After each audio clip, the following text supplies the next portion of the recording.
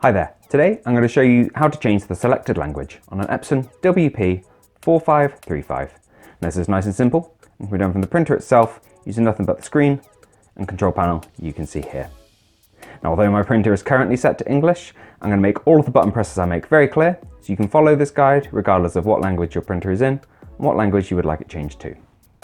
So, to get ourselves started, we need to go into the setup menu, which can be done by pressing this button here, marked by a screwdriver and a spanner.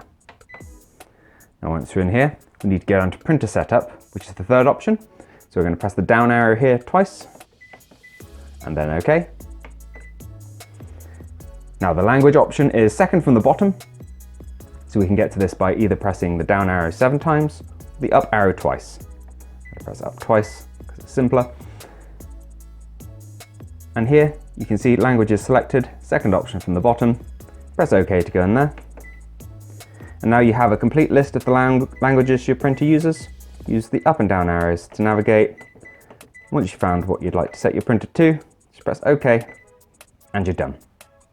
Now I hope you found this video useful. If you have, let me know with a like. If there's anything else you'd like to know, drop it in the comments. Otherwise, thank you for taking the time to watch this video, and I'll see you in the next one. Bye bye.